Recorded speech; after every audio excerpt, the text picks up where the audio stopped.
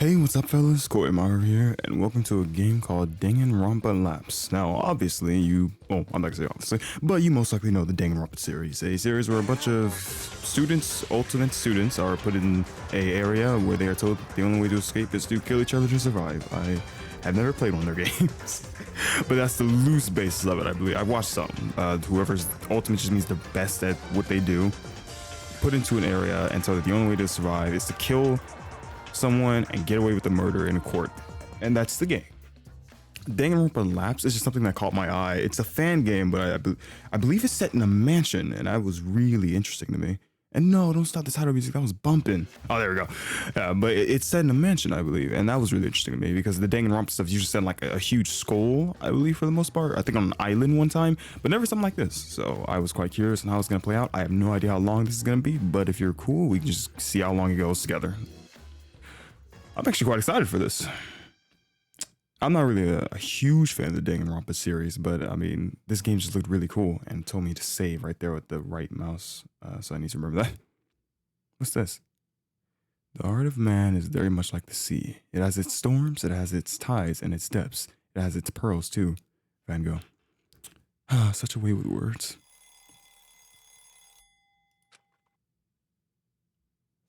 Let me use my...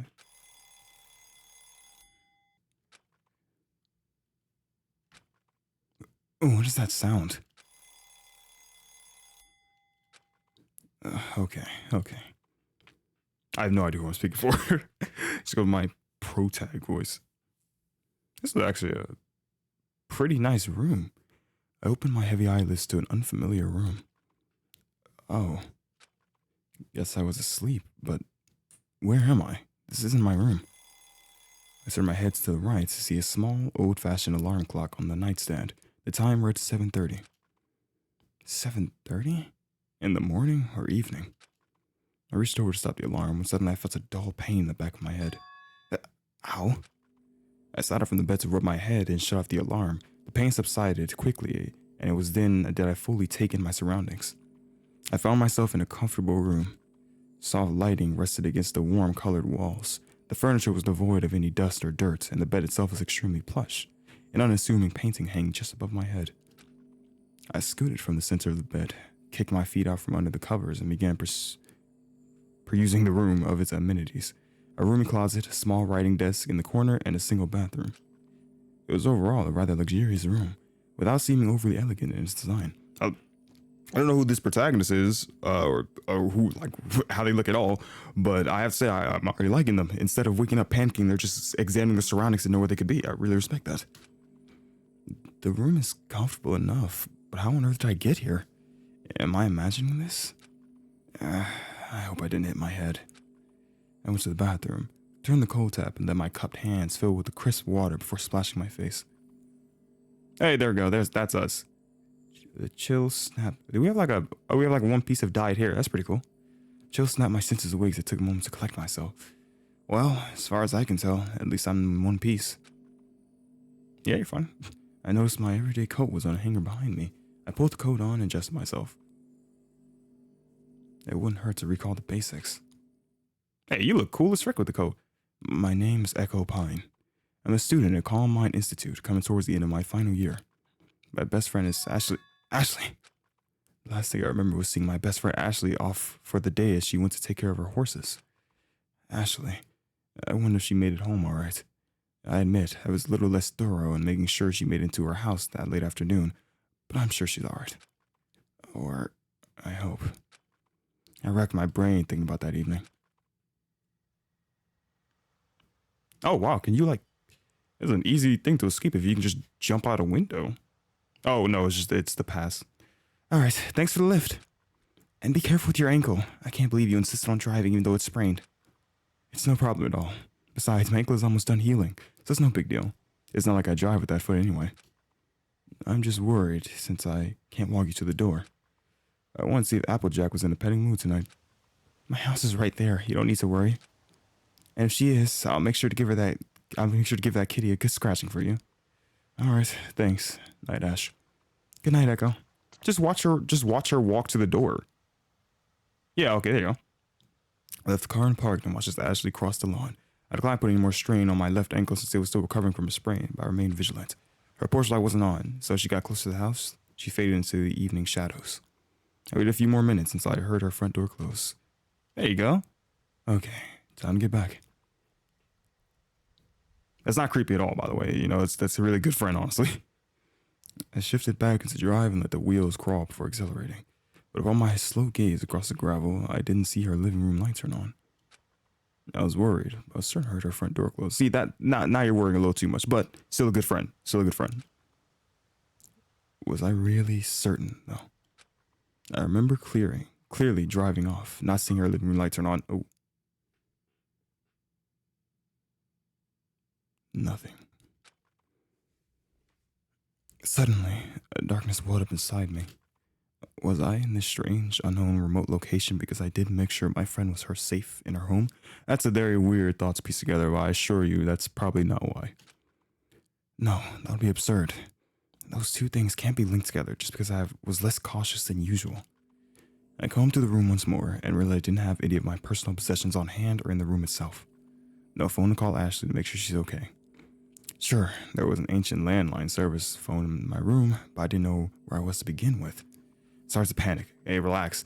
I had to get out of here. I got so caught up in both my head and an unprovoked fear that I threw the door open with full force, nearly hitting the person just outside. And that person just happened to be... Oh, frick. Ash. Echo? It was strange.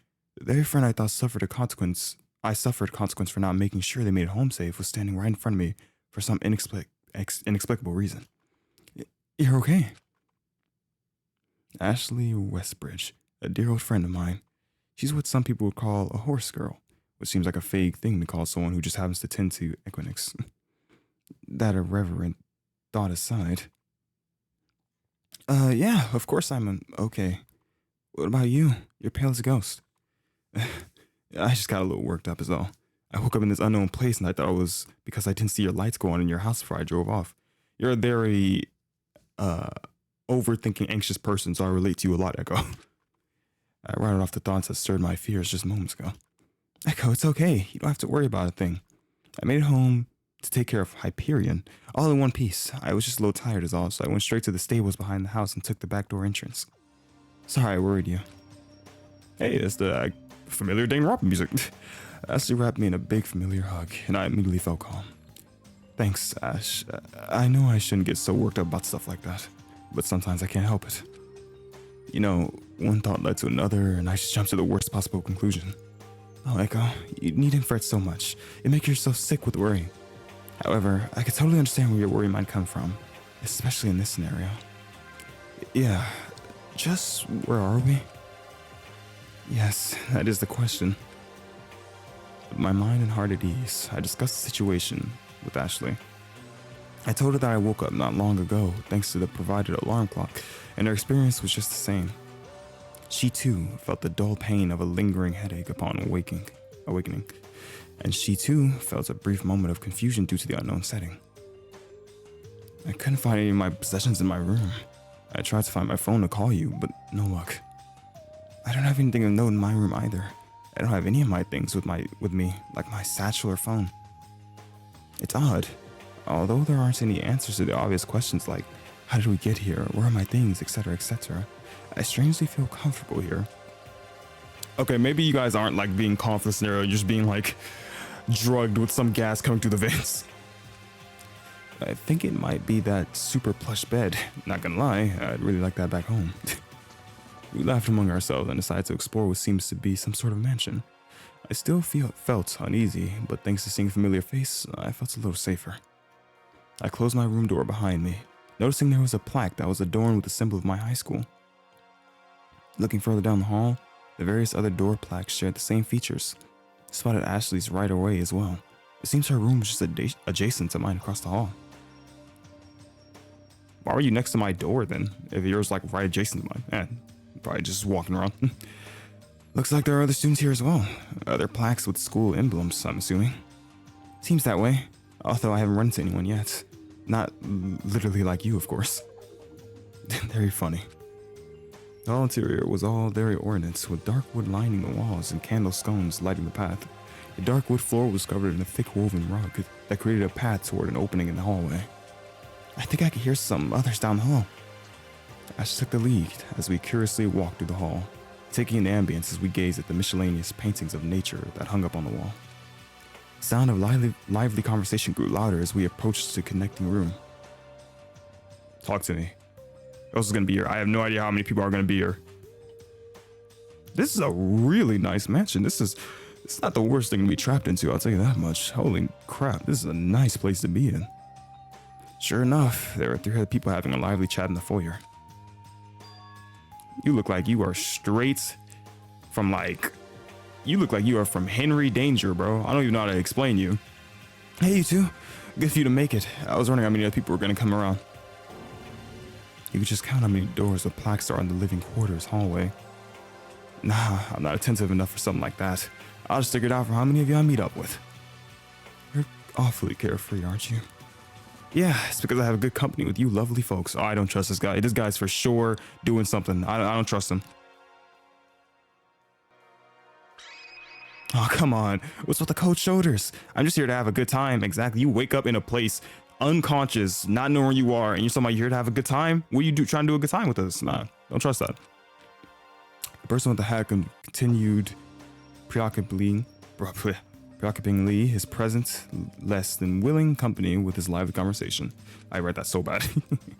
I quietly took in the atmosphere of the foyer before approaching the group. The main clearing was huge. It featured a shiny white marble floor extending into 2 spiraling staircases on either side of its circular walls. An elevator resided in the center of the wall, opposite from the front door.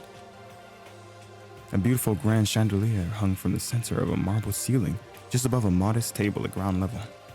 The wooden table itself was rather bare, only containing a decorative flower vase, and a very polite note printed on premium-grade cardstock. Oh, nice. Thank you for joining us on this momentous occasion. Please make your welcome official by signing in utilizing the bracelets that have been provided. Simply tap the bracelet to the digital kiosk that is located at the foot of the stairs. Oh. These look like some Chuck E. Cheese bands, but I guess they're going to be electronic. I lifted my wrist to see the bracelet in question. It was a light, simple thing. A rose gold plate with my name on it, strung to a bracelet with a small chain of the same color. I hadn't even noticed it until now. Ashley was admiring hers just as I did. Her bracelet hung on her right wrist, just above her own wood cuff bracelet. I looked over at the other students' wrists as well, and they all had the same thing, albeit presumably with their own names. No, it's all your name. What was the purpose of these things anyway?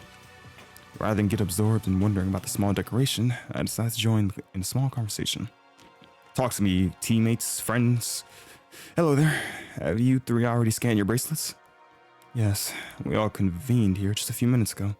I would recommend you scan your bracelets on the kiosk as well, since it grants access to rooms after the welcome. Oh, well then don't mind if I do. I went over to the aforementioned kiosk that was nestled strangely with the luxurious decor.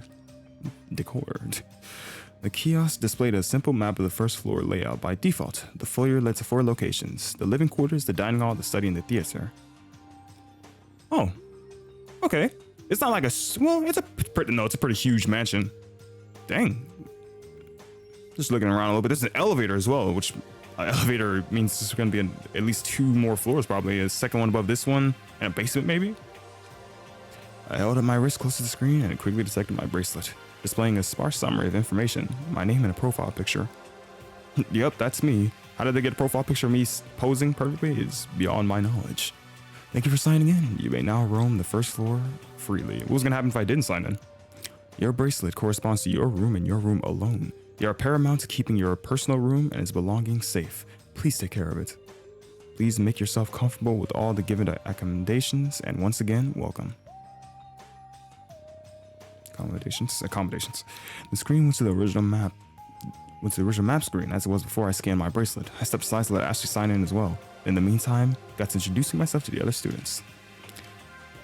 Hey there, I'm Echo Pine, and this is my friend Ashley Westbridge. Nice to meet you all. Likewise, I'm Arturo Campapiano. I think I said that right. Bard is perfectly fine. Missy Vesper, the pleasure's all mine. Kanan Ota. Have you all met before? That would be a negative. Nothing like making new friends though, right? Kanan said nothing, instead letting out a loud sigh with absolutely no subtlety and hiding her annoyance towards Art's enthusiasm. I see. Oh, so there's not a lot of us. There's literally only 5 of us. That said, you mentioned you two are acquainted. Oh yeah, we were pen pals the summer before high school started, and we just became closer over time. That's quite endearing. Oh, thank you. I didn't expect that kind of answer from Missy.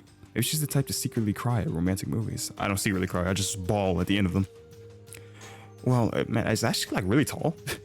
Well, if we're all signed in, why don't we visit the dining hall? I don't know about the rest of you, but I feel tea is in order after waking up. I prefer water. I'm in favor of that idea. I'd like to explore afterwards as well. Yeah, I wonder who else we're gonna run into. This is exciting.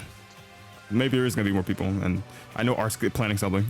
Missy walked briskly toward the dining hall, which was just opposite of the living quarters hall, where we entered the foyer. Art followed quickly, after which just left Kanon back in the giant clearing. I'll explore at my own pace, thank you. Oh, okay.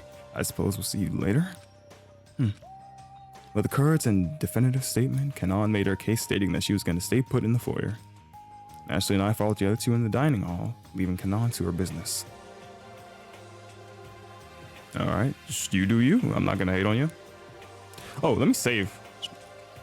Yeah. Oh, I love the save slot. The dining hall was rather small and intimate. A single long woodcraft table and modest chandeliers created the centerpiece. A black marble fireplace with a natural painting hanging just above the decorated far wall. Also, this is a really nice dining room. Like, can I full screen that? That is a really nice looking dining room. There's like the black marble fireplace, probably. The table setting bore 16 chairs, 14 on each side, and 2 on the heads of the table. The table was already decorated with light accessories, candelabra, small vases of flowers, and an encyclopedia about ships.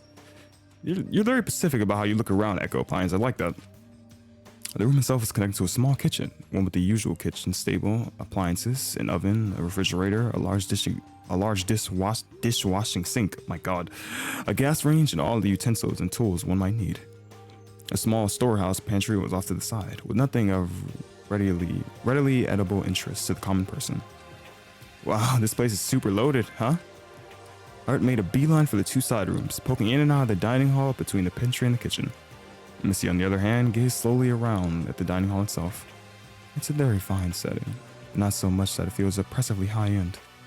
Yep, everything looks to be in order for a good meal. Art finally stopped pacing around and sat at one of the seats, kicking his feet up on the table. Oh, don't do that. As he looked around the room, Missy noticeably shook her head at the action. But, where is everyone? This place seats like a bunch of people, but there are only 5 of us. I wonder if no one else woke up yet. You want to start banging on doors? Maybe others ignored their alarms. Some people like to sleep in and all. I approached a natural painting above the fireplace, admiring the soft colors and brushwork. As I stood in front of it, the painting faded out to reveal what looked to be an emblem.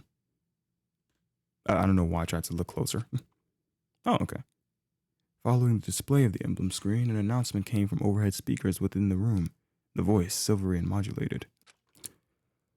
Thank you for joining us today. We hope you have a lovely stay. Feel free to utilize the kitchen to your heart's content, or if you are unable to, you may use the automated cook feature by tapping your bracelet onto the kitchen's digital kiosk and selecting a meal. Or if neither of those suit your particular taste, you may consult your group's ultimate level kitchen hand. Okay, so we have a ultimate level kitchen hand, but I was more for the fact that we have a self-cook option on the stove. They got to start doing some crazy stuff because I'm really not seeing a point in leaving right now. But what did that mean? What's an ultimate level kitchen hand? I turned to ask one of the other students, but it looked like Art had already figured it out. Or rather, figured something out. Whatever he started going on about next made no sense to me. Oh, I get it. This is the safe house a private group provided for us since we signed up for the preservation project. Huh? You signed up to be here? Yeah, of course. If I guess correctly, we all seem to be ultimate students. There are some serious ultimate vibes in this room, don't you think? Yes, that seems to be the case. What's an ultimate student? Don't tell me you don't know. Oh man, what are you even doing here? Ultimate students are typically high school students that super excel in their field of expertise. They are often scouted by groups with various intentions, virtuous or nefarious. They will often have a focused set of skills that make their abilities desirable to certain people, and with good reason. If there's a talent you can think of, there's probably an ultimate student out there that'll knock your socks off with their amazingness. So, you're saying everyone here is super talented? You're kidding, right? You've been walking around this whole time with Ashley Westbridge, the ultimate jockey, and ultimate jockey? You didn't even know? Holy frick, that's so nice. Huh? Ultimate jockey? I don't really talk about my talent outside my usual day-to-day. I've heard of Ashley Westbridge's accomplishments. She can wrangle just about any horse and ride them to victory. It's quite impressive to be able to tame such creatures in any variety nonetheless. However, I read that you excel best with your main partner, Hyperion. A Pinto, I'm just gonna be honest with you, I have no idea how to say that name. I didn't even know there was like different horse breeds like that. I'm not a horse guy. Trakenier? Oh my, I didn't realize my achievements are so widely regarded. It's a little embarrassing hearing others make remarks upon them. Wow, even so. I looked over to Ashley, who, despite this sudden grandeur, looked as modest as ever. Honestly, I just thought you were a typical horse girl. I don't know whether to find that humbling or insulting to my talent. So Ashley held the title of Ultimate Jockey, huh? What am I, the ultimate safe? Ultimate anxious? I better not be a lame ultimate. I was curious to know what that implied. I never knew her to be particularly eccentric when it came to her lifestyle at the stables. For how long during our friendship did she have that title? And enough about me. What about you two? I admit, I can't really put a talent to either one of your names. With this newfound knowledge of the situation, I was curious to learn about the other students here.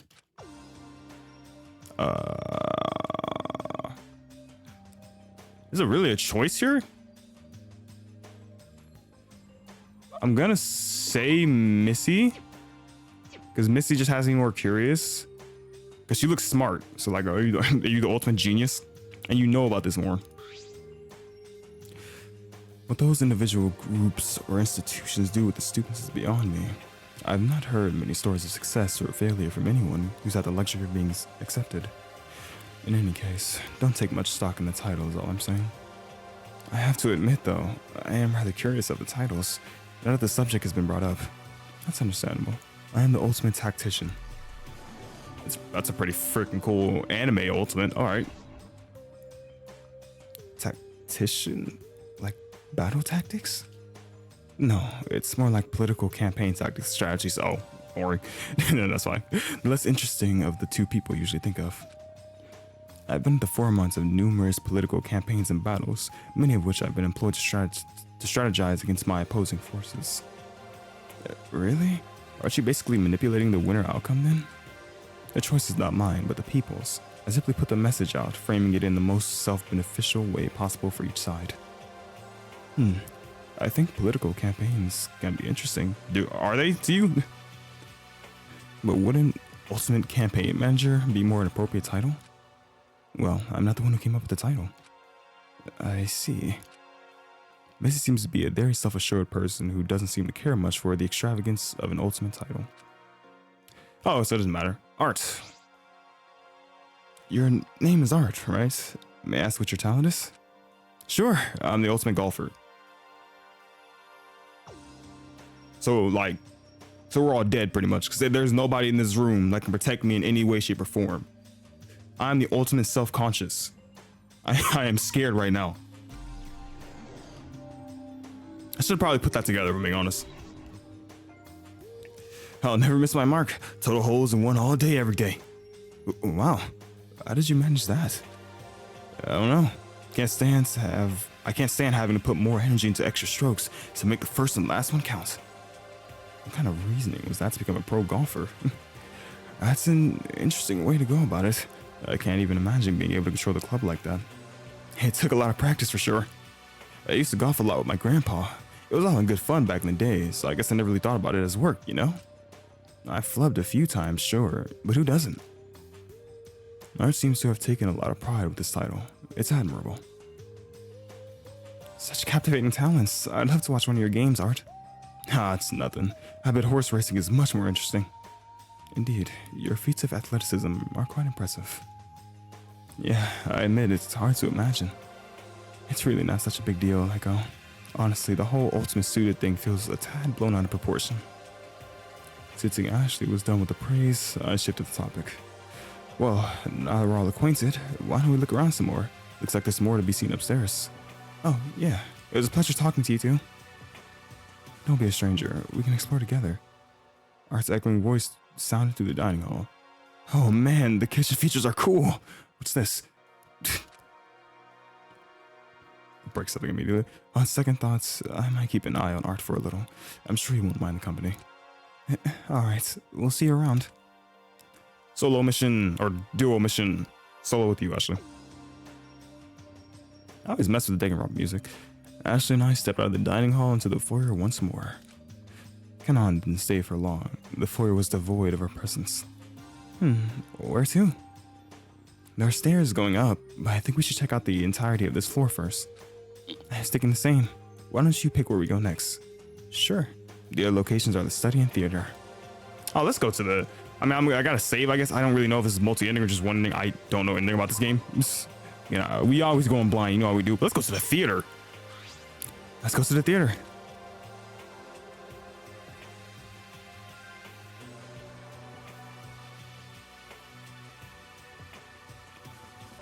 Ashley and I walked across the hallways to our next location, the theater. The theater was something to behold. Although it was fairly intimate seating with few row seats and a medium-sized stage, it still had an air of elegance thanks to the decor. The rich red velvet curtains glowed underneath the gaze of a bright spotlight.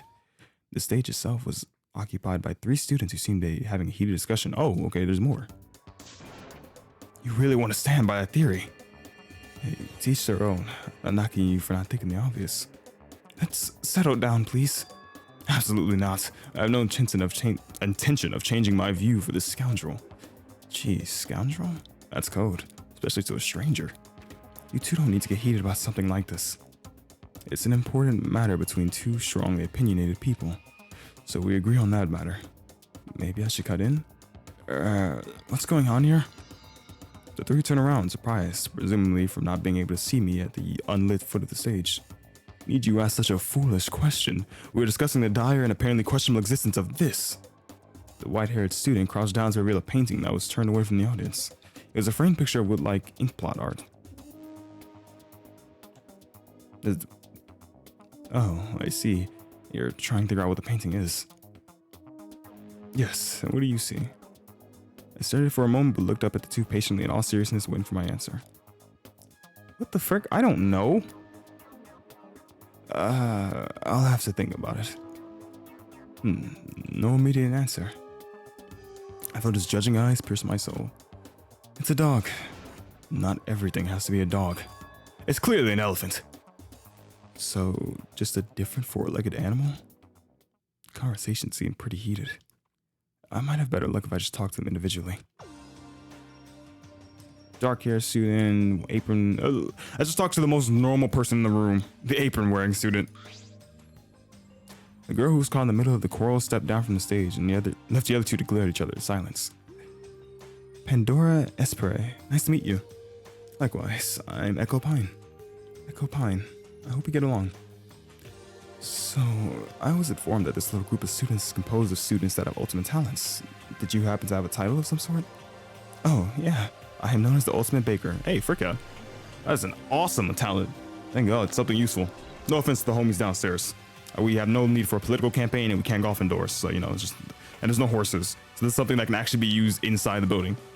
And yourself? About that, I don't seem to know. I don't think I have one if I'm being honest. That's no matter. It doesn't make you any more or less of a person. So, what do you think the painting is? I'm not really sure myself, but for something as ambiguous as that, it can be whatever the viewer wants it to be. Yes, c'est pas. I'm so sorry for anybody who's actually... I'm assuming that was French? Oh my god, did I have to do a French accent? No, because if I do a French accent, I could give her a female French accent, but I would know I have to say French words for her, and that would just ruin everyone's experience. I suppose so. Perhaps it isn't the subject of, I'm giving her a small French accent. Perhaps it isn't the subject of this piece that is most important, but rather it is the emotion that it conveys to the individual. Watch her not even be French and I just freaked that up. I probably did. Black and whites are quite striking colors to work with, are they not? There's a lot of symbolism behind those two colors. But I can only wonder if the artist behind the piece enjoyed creating it. The art wouldn't have come to life otherwise, so I don't see why not. I agree. Pandora. She's such a warm presence. I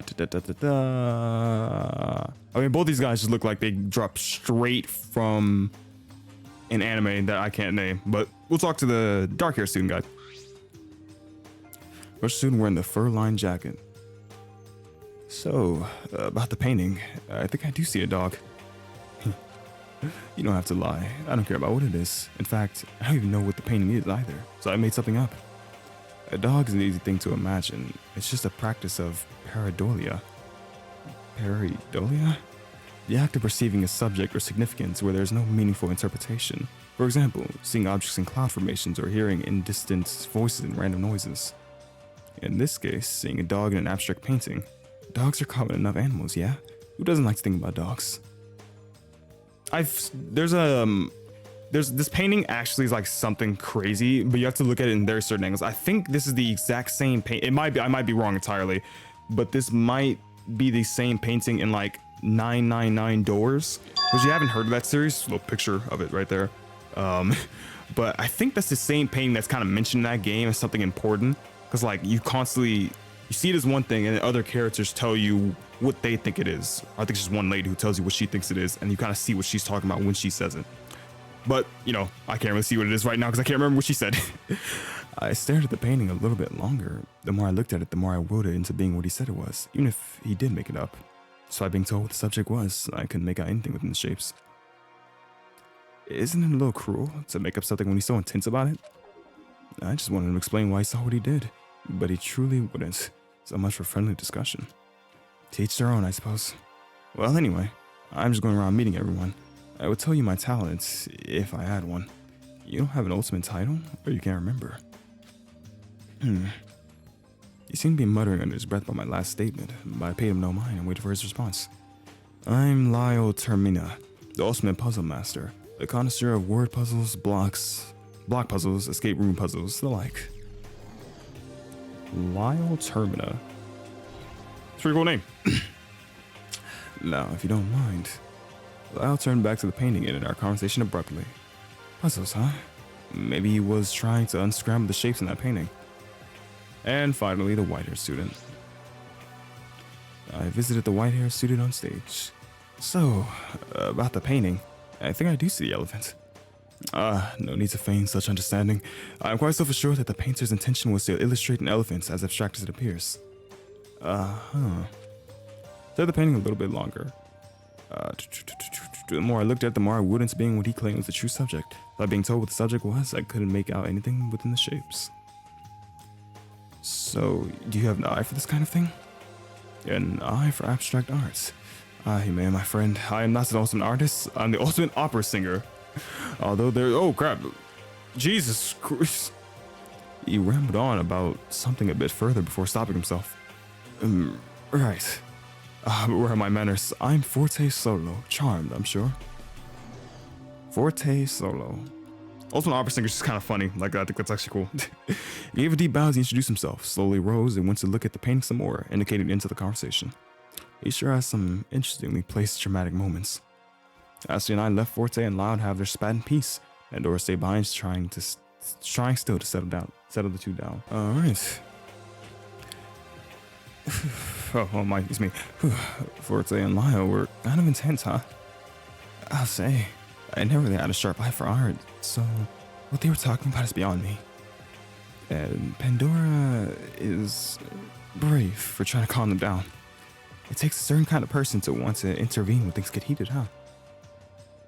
Actually, you didn't say anything to them the whole time. Talk. Let's go to the second thing. Okay. So it looks like all choices are spread about then.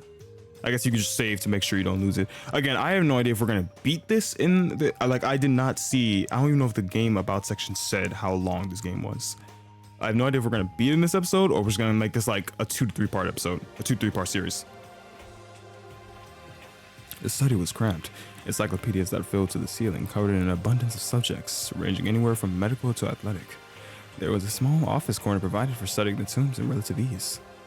Another digital kiosk stood off to the side, showing a searchable list of books in the study. I actually observed the kiosk curiously as I gawked at the variety of reading materials stuffed in the shelves. Oh wow, this equestrian encyclopedia was published only 2 years ago. I have an old version, so this could be really interesting. You wouldn't be excited about that. What? Not that you know I'm the ultimate jockey, it all makes sense. No, you're still the same old horse girl I know, but just with a fancy title. There were 2 other students taking residence in the library. Oh, and there's even more. One meekly hiding in the corner and the other calmly leafing through their books of choice. The nerds. These are not nerds. I mean, it doesn't matter, but still out of curiosity, which one do we want to talk to first? I low-key want to talk to you to see why you thought this was a good fashion choice, but we'll talk to her because she actually got like a really cool looking like jewelry piece. I approached a meek student standing in one of the darker corners of the study. Hey there. Sorry to spook you. I was just going around meeting everyone. I'm Echo Pine. I was dragged out of my room by that guy over there. He's evil. I peered over the aforementioned person who just looked to be calmly inspecting the row of books. Fine. He didn't drag me out. I ran into him when I was wandering around. I just wanted to be alone in the study. She shot me a troubled glance after admitting her lie. Can you tell me about yourself? Me? I'm Sai Kono. I'm a watchmaker. Would you then by chance be called the ultimate watchmaker? I guess you could say that. I just tinker with watches and stuff. They go for really high prices apparently, but I don't particularly care for the money. Ultimate watchmaker. These are the most interesting ultimates I've ever heard in history. Someone once offered me 3 luxurious cars for a single watch. You must have been very well admired. You must have some very well admired craftsmanship. I guess so, but I can't even drive. What was I gonna do with 3 cars? Sell them to make more money? Use them as dumpsters? I mean, it's 3 luxurious cars. Why turn that down? Fair enough. She climbed up and awkwardly turned back around to face the bookshelf corner. I didn't want to pry, so I just left her alone. This guy, we got into a fight with a tiger before we got here. The green-haired student noticed me approaching him and deftly flipped his books shut with one hand, giving me his full attention. Good morning. I immediately felt that attention to be near palpable, not parable, from his focused gaze alone. Are you finding everything all right? The study has quite a pleasant atmosphere, wouldn't you agree? Oh, yes, it's very well accommodated. The study as well as the rest of the facility are all nicely prepared. Indeed, you can spend days in this well-kept study, enriching your mind in regards to whatever subject your heart desires. Does that sound like an inviting prospect? I don't see why not. A location for ultimate students should be in peak condition, right? This preservation project situation seems to be equipped for the comfort. So you've been made aware of the preservation project. He hesitated, as if chewing meticulously on his next statement. Do you have an ultimate talent? If I'm being honest, I'm not sure I even know what my talent is, considering the situation seems to revolve around it. Everyone I've met so far has some kind of title. I admire your candor. Who knows? You might have some innate skills that you personally think are average. You think so? I feel pretty ordinary. I've never really been the center of mass attention for anything in particular.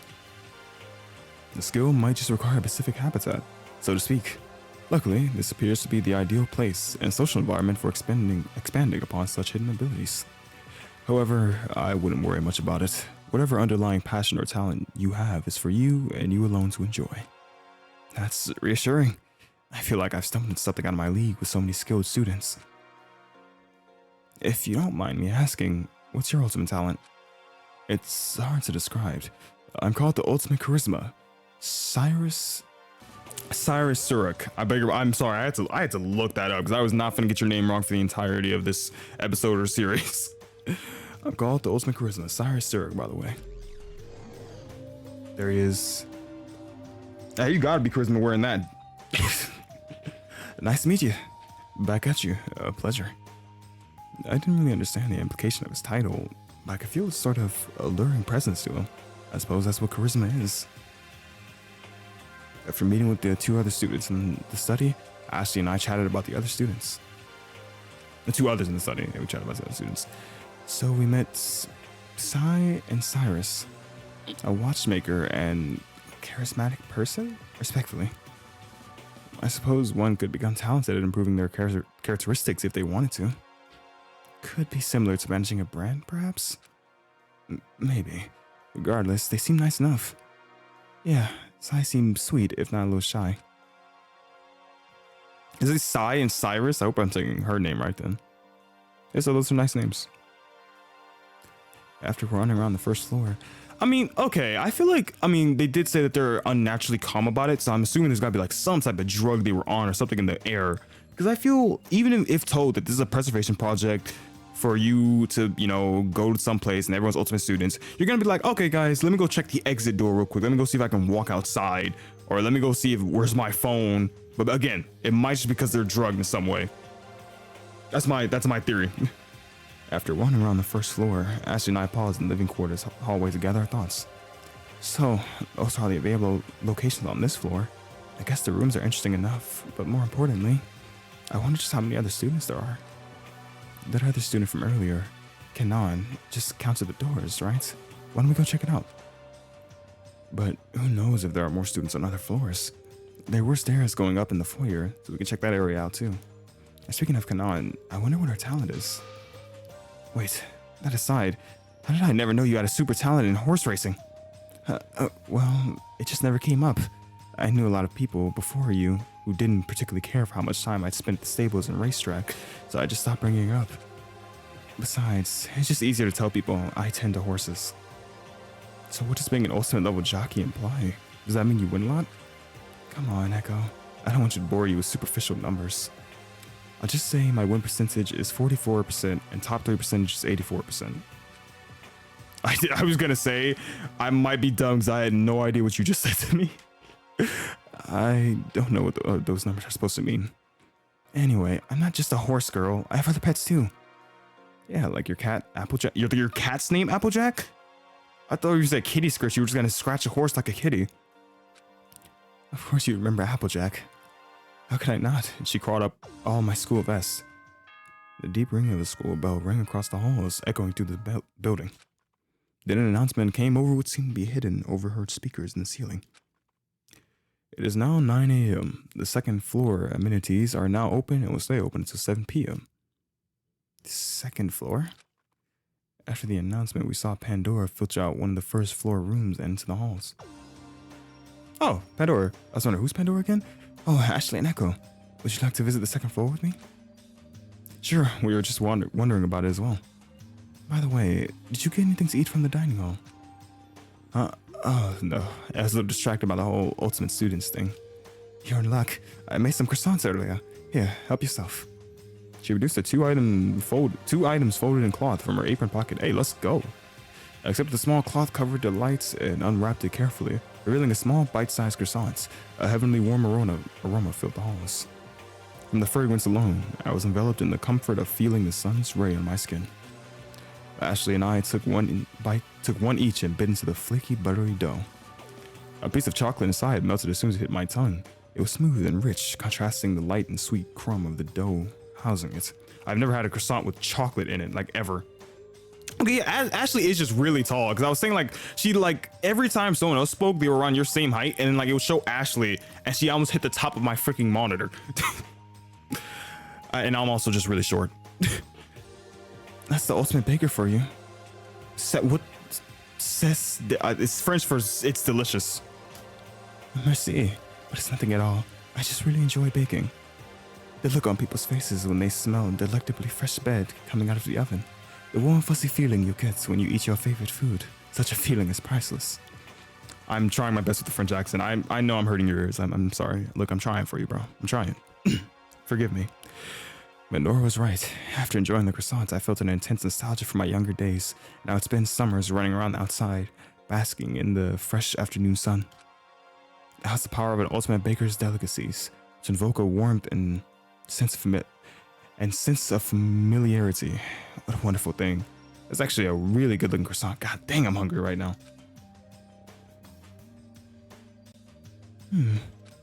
Forgive me if I'm wrong, but I noticed you two are quite close. Have you met before? Echo's my best friend. We've known each other for 4 years now. C'est très mimi. I'm sorry. A long friendship is something to cherish. Definitely. Echo's always been there for me, even if they are a little worrisome. Hey, how could you say that? I'm just looking out for you. I kid, of course. I really appreciate your concern. You should think about yourself too sometimes. I really should. Echo, you're like 4'5". I need you to protect yourself, my man. You trust me. Someone could pick you up and walk away.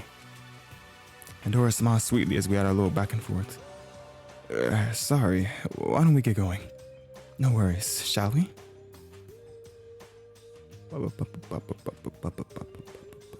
It's a really nice game so far. I really like this. The three of us walked back down the hallway toward the foyer, where the stairs to the second floor were. Hey, Pandora, did you meet anyone else this morning? Anyone else? I can't say that I have. So far, I've only been acquainted with you two. Forte and Lyle. Oh, sorry. I thought you might have run into a few others like we have. This morning, I went to the dining hall in the theater. Unfortunately, Forte and Lyle kept me from going anywhere else with their arguments. If we didn't see you, then you must have woke up much earlier than us, huh? That's correct. I suppose you could say my internal clock has been tuned to my habits given my day-to-day life. I wake very early to make sure my dough from the night before has properly risen. Prepare any glazes I might need. Prep my workstation. I must be boring you with my daily routine. No, not at all. It's fascinating, honestly. You're sweet, Echo. Perhaps I'll invite you to help me tomorrow morning. Hope you're awake at 4:30 a.m. I mean, I stay up until about like 8 o'clock, then I go to sleep and wake up at about 12. So yeah, I can do it. AM and PM type stuff. Like I stay up all throughout the night. Oh, sure. I can't promise I'll be fully awake though. Pandora laughed lightly in jest as she went on her merry way up the stairs. Throw some coffee on your face, bro, you're good. You wake up immediately. You also get severe burn marks. It's a double-edged sword. This is a really, dang, elevator's even nice. Ashley and I followed suit, and we were met with another digital kiosk at the top of the staircase. Atrium, spa lounge, climbing center, jazz club? Oh, let's go to the jazz club. This one's cool. What kind of mansion has a climbing center in it? That also is probably more unique, but jazz club? Maybe the owner is an eccentric rock climber? I think the assortment of activities presented to cater to the unique talents of various students. In fact, the kitchen pantry has a wealth of resources. I was quite surprised to find such fresh and rare ingredients. I imagine other ultimate chefs would be pleased with the selection as well. That's a good point. There was a theater on the first floor, after all. Forte and other ultimate performers probably utilized the room as a place to further hone their skills. The preservation project. It seemed like this group wanted to accommodate a myriad of intense and unique students. I wondered what kind of group had the ability to provide such vast selection of activities and resources. Where to first? I'm curious about the climbing center. This mansion must be huge if it can house something exciting like that here. I'd like to see the spa lounge. It must be a lovely, relaxing place. Echo, why don't you decide? What? Okay. Jazz club. Let's just all separate for a bit. It's not long. Okay. Let's just be completely honest. I love Pandora because she's like really cool looking, and we have a mole in the same spot. Like mine's like a little bit right here, but like we have to check out the climbing center. That I gotta see how big this goes. Sorry, Pandora. Let's explore the climbing center. We inspected. Oh, she doesn't even mind. She's happy. She'll know she'll go to the spot later. We inspected the map for a route to the center and made our way there in no time at all. I gotta give Echo a more like lighter voice because he's like a pretty small dude in general. So like I imagine he has like more of a reserved voice because he's really like small and cautious about stuff. So yeah, I'll try. The climbing center was a vibrant, spacious place. Jesus Christ, this is pretty huge. The artificial rock and arch formations that carved the walls reached upwards of what looked to be 3 stories high toward a bright, naturally lit ceiling. Off to the side, it was a preparation locker full of ropes and harnesses, as well as a small vending machine full of energy drinks and water bottles. Whoa, this place is huge. I can't imagine how anyone gets up there. I craned my neck up, inspecting the array of colorful grips that dotted up the sprawling ascending surface. The hanging ropes disappeared into the distance of the light. The world is certainly full of interesting people and talents. When there's a will, there's a way. Pandora poked out from under one of the arch formations, just as taken with the incredible height as I was. That's for sure. I'm an athlete, but I can't say I excel here. I don't really have a good tolerance for heights. If you don't mind me asking, how did you two discover your talents anyway? I actually pondered the question for a second. I was raised in the countryside on a farm, so it probably came to me like second nature. As a child, going to the racetrack with my father was honestly just another errand that is until he let me ride the horses myself. I felt a love for the exhilarating competition at that point. I was homeschooled by my mothers, one a teacher and a prof. Oh my god, so dumb. Prolific baker. They taught me everything I know about baking. I also cherished the enjoyment people felt when tasting my baked goods. Eventually, I too felt a love for the task at hand. Wow, you two are really incredible. Echo, you're an incredible person too. Don't let labels deter you from speaking to us as anything but your peers. I don't know about all that. Yeah, Echo, don't think too much about the title stuff. We're still people, you know? Don't think too much about the title stuff. Such a remarkable feat would be difficult to put aside. Echo, think what you're good at, bro. I know you're good at something. You're so humble when talking about their ultimate talents. I wonder if anyone could ever measure up. If I be real, Echo, I'm gonna give you the best drip. You got like the best drip out of anybody here. So you know, you got that. After wandering around the climbing center, we set off to visit the spa lounge.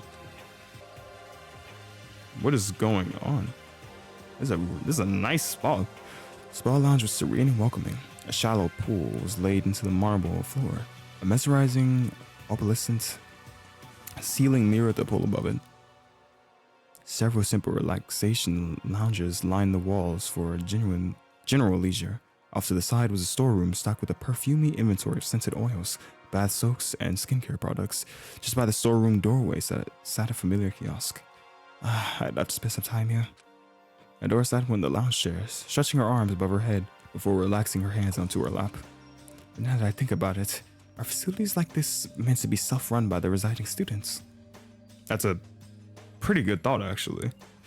Pandora brought up an interesting observation. The kitchen offered fully automated meals, but they still provided the option of having the student utilize the kitchen and tools. Peeking into the storeroom, I saw a separate hallway of individual private rooms labeled for certain services. Facial, massage, aromatherapy. Hey, you might be right. There are all these little specialized rooms with all sorts of specific equipment. If you consider my talent in arts, there might be a racetrack or golf course outside, along with other outdoor recreation talents like angling or skiing. Skiing? Why would there be skiing outside? Perhaps that would be a very exciting prospect. That could mean all the other facilities and activities have features that are tuned accordingly to certain talents. Yeah, just from a glance, I think if the study was just a library, but I suppose there are resources there as well that are fitted for talents that require research or writing.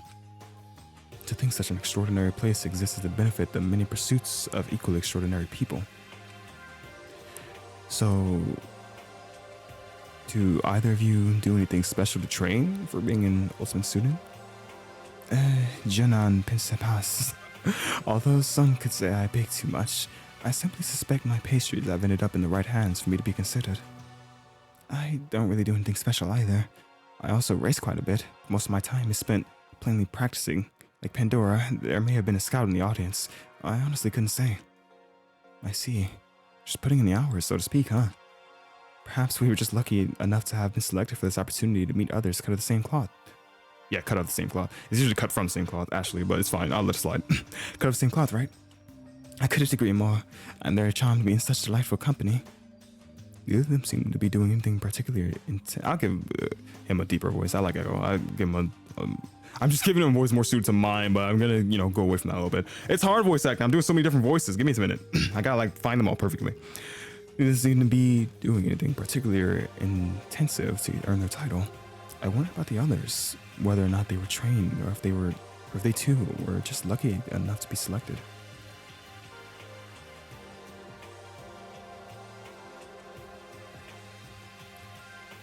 Oh, let's go! The jazz club. This looks awesome. I can't even play any instrument, but I would love to just sit in this room.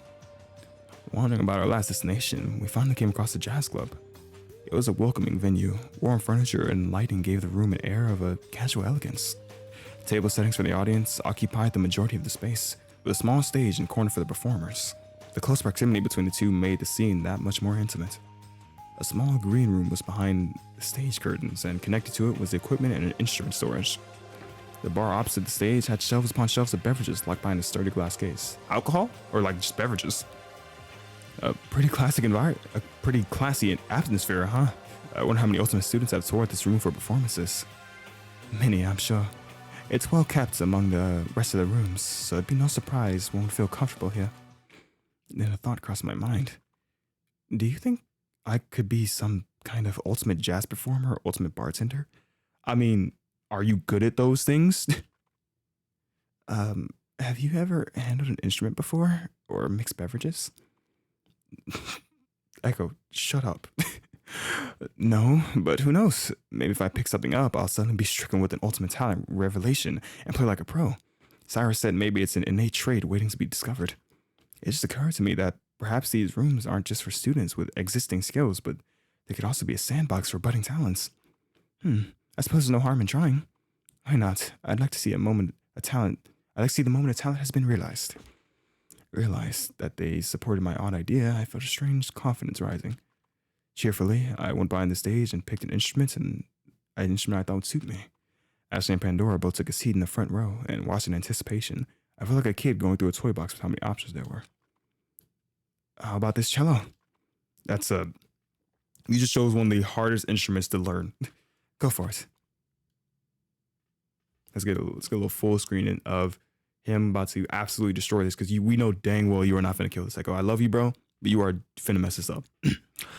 Pandora gleefully cheered me on as I gripped the bow and placed my fingers on the strings across the neck. I laid the bow across their strings. I was nervous, but if what Cyrus said was true, that my talent was waiting to be discovered, I couldn't wait to realize it. I took a deep breath and drew the bow. And then... I'll put some audio in there. Yeah, let's get the before and after right there. Good job, man. I love you. You awesome. The sound I created tore through the air like a giant rubber duck was being unceremoniously stepped on. It was awful. I saw Ashley and Pandora flinch from the sound, but they still put on a brave face for my sake. I chuckled nervously and gently placed the instrument back where it originally was. Yeah, I think I might be better at cleaning. I guess that's not it, huh? I walked off the stage and plopped down wearily at the table with Ashley and Pandora. I was beyond embarrassed. Don't despair. You just haven't found it yet. Yeah, Echo. Not just anyone can handle an instrument. I mean, I thought that thing was supposed to be played like a giant guitar. I'm surprised you even know how to approach holding it. I think everyone knows how to hold... Well, you've never held a cello, I guess, so never mind. I've seen performers before, so I just imitated what I saw. Oh, that makes sense. Pandora held my hand in a firm grasp. Listen, we're going to find out what your talent is. If we have to play 100 instruments poorly, at least we'll know we're one step closer to reaching our goal. Pandora reassured me and Ashley gave me a warm smile. Thanks, you two. Come, let's keep exploring. Let's go. This is a nice little friend dynamic we have here. Our relationship budded into a beautiful friendship. More. We left the jazz club. I would hang down in the jazz club, I'm not gonna lie. That's like the one room that really called to me. I cannot play any instrument. I have a couple mixing books that I just own because I despise alcohol, but the mixing is really cool. Valhalla changed my life. Anyway, outside the room we ran to an unperturbed Cyrus and Lyle in the hallway at the foot of the entryway. Which one? Cyrus, yeah. Hello there. Having a fulfilling time exploring? Yeah, totally. I still felt a little exasperated from the cello mishap, but tried to play it off as best I could. What's up with you? Don't tell me you're already tired. There's still a lot to explore. Lyle, please. It isn't a race to make ourselves familiar with all the different rooms. No, we're actually just about done over here anyway. It was just my luck that the room appeared to be soundproof. Based on their lack of adverse reaction, it seems neither Cyrus nor Lyle heard the disastrous sounds of a cello being poorly utilized. Then the sound of ringing and a voice rang through the speakers. Your attention, please. All students assemble in the second floor atrium. Oh yeah, I was gonna say, we didn't check that one out. For a special welcome ceremony. The five of us collectively made our way to the requested location, chatting about our discoveries along the way. Thank God. I had to look over my recording thing because my mic was not recording. My recording was paused. You were going to see me have a breakdown. Anyway, wow, this is nice. The end of the second floor hall led directly into a spacious, airy locale. Natural light poured in from the high glass ceiling. The lush trees that framed the circular lobby reached toward the sky, well past the ring of decorative plants that occupied the second floor. Small shrubbery lined the base of the trees in a circular fashion, following and framing the ellipse shape of the room. A well-maintained living wall lined the first floor's foundation. A bronze globe at the very center of the atrium drew the room together. Lights and warmth flooded my body, filling me with serenity. Oh God, this is art. Whoa! A familiar, excitable voice cut through the air, disturbing that serenity. Check this place out! Dang, wouldn't it be awesome if they had a mini golf set up in here? How cute would that be? Plenty cute. Yeah, sure, whatever. Art and Missy entered the atrium from the foyer stairway entrance. I was surprised to see Missy still hanging with Art, along with a timid sigh trailing behind them, no less. Where's the opera singer guy? He's the one guy that's missing. Oh, and also the Kanon. She's missing too. Slowly, our papas gathered in the center of the atrium hall. There it is. Kanon and Forte leisurely made their way in much later than the rest of us, but arrived regardless. I saw the students I had previously met, but afterwards no one else came. Kind of a tiny class, huh? There were 10. They would do this so we can actually see them all. Ooh. What is Kanon wearing over there? Is he the ultimate mobster?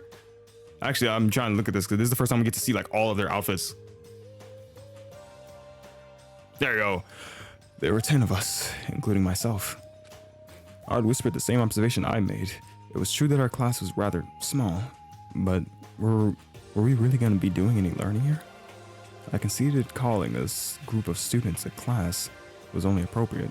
Yeah, I mean, why not? God dang, there's a lot of us though. Oh, let me take a picture. It's pretty. A hologram visual was presented from the centerpiece globe. A familiar voice came in from the... Oh, wait. Take a picture of their side too. Over her speakers. It was the same announcer from earlier in the dining hall. Yeah, I know. I'm taking pictures on the thing. I'm sorry.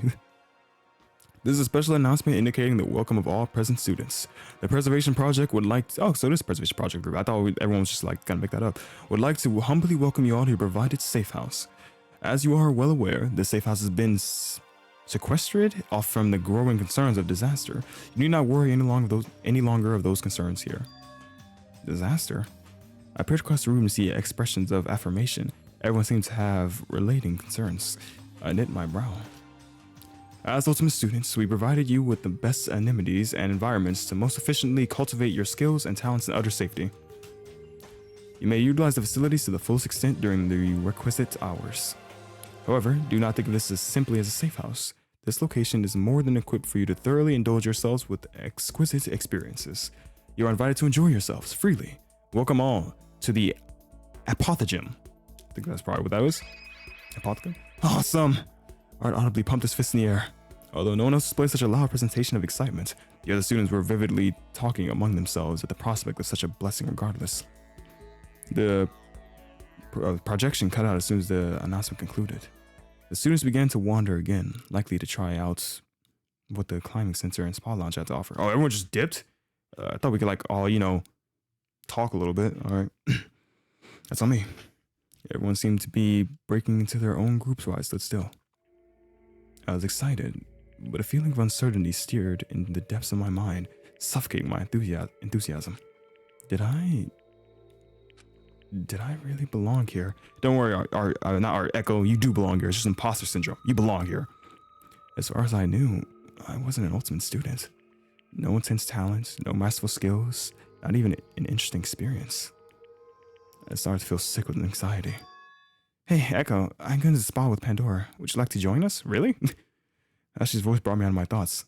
No, thanks. You two go on ahead. I'm actually feeling a little tired from all the running around. I think I'll just go take a nap. Ashley looked at me with silent, understanding eyes. All right then. If you change your mind, you know where to find us. She gave me another quick hug before pairing off with Pandora. Oh, Ash is a good friend. Ash, why didn't you tell me about your talent? I muttered under my breath before stalking off. Don't have a sad walk scene like you're Ryan Gosling, bro. If you don't go hang out with some people. Well, I had a sad thing all the way to the lobby. I trudged down the stairs. What, did you hear that noise? That was weird. I trudged down the stairs back to the first floor foyer. There I saw Kanan in almost the same position she was when I first met her. Kanan, we gotta talk about that fit. I don't know if that's it for. I gotta see the fit again because I don't know if that was it. She didn't tell me if she had an ultimate title when she introduced herself. When we introduced ourselves, perhaps she doesn't have one either. I thought about approaching her and asked. My throat felt dry. I didn't feel like being disappointed in the case she did have an ultimate talent. I quickly turned the corner before Kanan could notice me when... Click. Sound of a shutter clicking. Turning at the sound, I saw Kanan developing a picture from an instant camera. Thank God, because I thought you put a gun to the back of my head. I was gonna say, I'm sorry for making fun of your fit, but thank God we can still make fun of that fit. Huh? How do you have a camera? What do you mean, how? I just thought we were disallowed our personal possessions. I didn't have anything in my room. And when I asked Ash, she said she didn't have anything in her room either. I'm a photographer. I need my tools, don't I? So are you the ultimate photographer? Kanan didn't reply. She just bowed her head once in a slight nod. Kanan Ota, ultimate photographer. That fit is not it for... No, I'm not gonna say how you know the fit. That picture you just took. She reluctantly handed me the developed photo. It was really a picture of me sulking, looking like Ryan Gosling. Why would you take a picture of that, bro? Her photo captured the moment I had begun to turn down the hall to avoid speaking to her. I thought she hadn't noticed me. This is... I know what you're thinking. It's a horrible picture of you. I know it is, because it's not a picture of you, per se. Confused, I said, there's like, the clock says 10:13. I'm not a portrait photographer. I specialize in a composition form called... What? Rugenfigure, was translated literally to back figure in German. I don't expect you to understand. I'm not giving you a German accent. I'm just gonna be honest with you. I do not know how that sounds. If like you guys want it, I'll try to do some studying to do a German accent for her, but I have no idea how that sounds. Is that an actual, well, of course it's an actual thing. I thought they just made it up for this game. That's just a thing in German. That's a specialization called back shots. No, that was not meant to how I did. Back figure, picture taking shots. Jesus. Here's a photo back. That's interesting. Kanan silently took the photo and stuck it in her pocket before occupying herself with the camera once more. You didn't ask for my permission, so, but I'll let it slide. But I admit, I didn't make an attempt to sound enthused. In truth, I wasn't. Kanan did have an ultimate talent after all.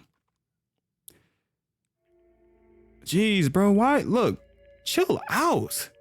You need to calm down. It is never that big a deal. If that was the case, what was I doing here? My heart and mind were racing. Am I just an anomaly? Was this all a mistake?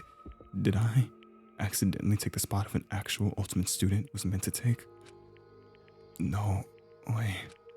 My voice croaked in desperation. The lavish mansion was meant to protect ultimate students, those students in their wide-reaching influential skills, those students who were dexterous masters of their craft, those students whose charismatic aura reassured my averageness, those students who created nostalgic-inducing delights, those students who won races upon races with pure skill. Don't go through every student. It's okay, Echo. A repulsion rose in my stomach, felt my breath shorten, my chest tighten. Suddenly, I felt weak. What's wrong with you? You're shaking. I barely heard, Kanan. I leapt for the front door. I need to evacuate myself from the overbearing presence of the people who accomplished near impossible feats at such a young age. I was just an insignificant bug who wandered into a lion's den. This man is the ultimate of overthinking and self-consciousness. I wasn't lying when I said at the beginning of the video. I just made a joke and it was 100% right. It is okay, Echo. I can't compete. I don't belong here. I grasped the door handle so tightly I saw my knuckles turn white. But soon, oh, frick. I was not saying at him, but and he saw black. That's how he sounded. He sounded very manly when he got electrocuted. Did you get knocked out from an electric shock? Do you know how bad that electric shock has to be? He has to be lucky his brain isn't fried. With open my eyes, I was in bed, back in my personal room. Is that painting different? Am I bugging, or is that like a different painting than it was when we were in this room before? So, oh yeah, I was gonna say that doesn't look like my painting. So I thought. In Forte's room. Forte was reclining in a love seat at the corner of his room, combing over what looked like sheets of music. I was in Forte's room. You're awake. I gotta find out what best voice to give an opera singer. He's dramatic, so I'll give him like a dramatic voice. He set the leaflet down before approaching me with an offering of water. I graciously accepted the cup and gathered my thoughts. My right hand was tingling. Electricity is still running through me. I'm the ultimate absorber. After gaining my composure, I managed to croak out a question. Forte, what happened to me? Curious. That's what I would like to know. Huh? What do you mean?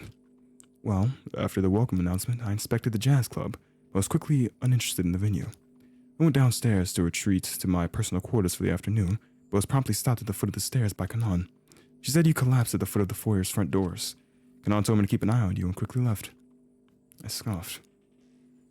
I considered her to have someone else talk. I'm sorry I'm clearing my throat a lot. I'm not doing that like for... I'm just doing that because my throat has like cold in it. I might be a little sick. I'm still doing my best.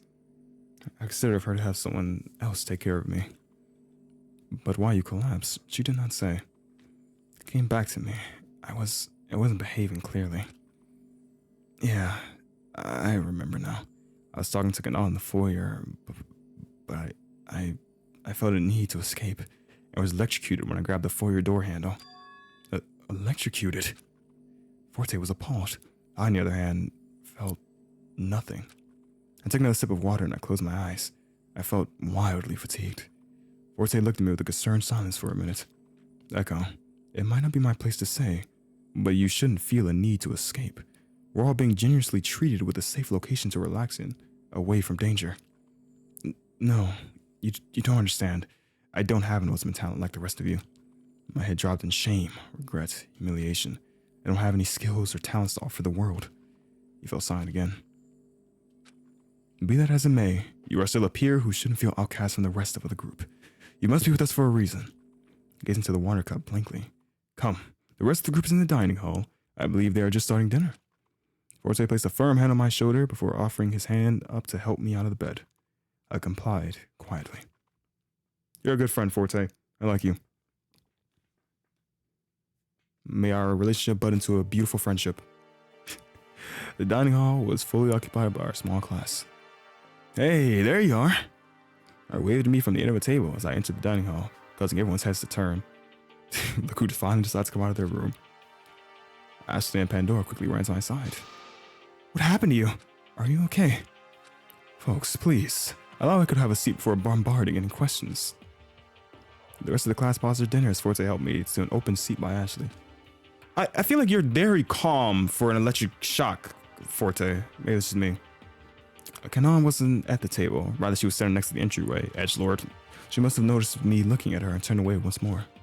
Before I could confront her about what happened in the foyer, Missy placed a pork cutlet meal before me. Hey, sweet. Ashley wouldn't stop fretting and concerns for your well-being, so I took the liberty of getting a meal ready for you whenever you decide to come down. I don't know why I'm struggling to read that. It's just what I needed. How did you know? I didn't. Perhaps I was just lucky. How did you know? After being knocked unconscious, I would probably be hungry. Genius. Missy shrugged indifferently, but I saw her mouth turn a small grin. She seemed satisfied with having pleased me. Missy's, like, nice. I like Missy's character. She's, like, kind of a sweet, like a softie inside. I have a professional outside. I give her a small smile back and help myself to a small portion to regain my energy. This better not be rare. Our little community had dinner together. Conversation lightly touched on everyone's mutual awareness of the preservation project. It was a project in which ultimate students who signed up would be placed under protective custody to preserve their skills to benefit the future. Similar stories of talent discovery arose. Certain students grew up in an environment where all they knew was that particular skill, yet they still rose to super excel beyond wildest expectations. I, of course, had no place in the dialogue. I paid no specific attention to the chatter.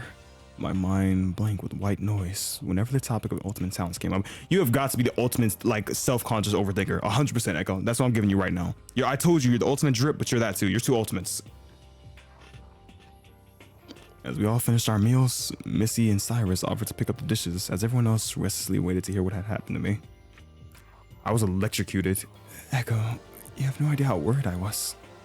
Ashley was holding my hand tightly. Oh, Ash, if you're feeling up to it, would you mind talking about what happened? I glanced over at Kanan next to the entryway. Her face was an iron mask. Well, I was feeling tired from running around the mansion, exploring. So after the welcome announcement in the second floor atrium, I decided to go back to my personal room for a nap. Going down to the foyer, I was curious about the front door. I wanted to go outside, so naturally I grabbed the door handle, but I was electrocuted by it. Forte found me collapsed and carried me back to his room to rest. You were electrocuted by the door handle? Perhaps we should investigate. Someone else touched the handle. What? And get electrocuted ourselves? Like, that's not his voice. Of course not. I simply want to inspect the door handle for any suspicious mechanisms. We should also check the floor maps again to see if there are any other similarly rigged exits.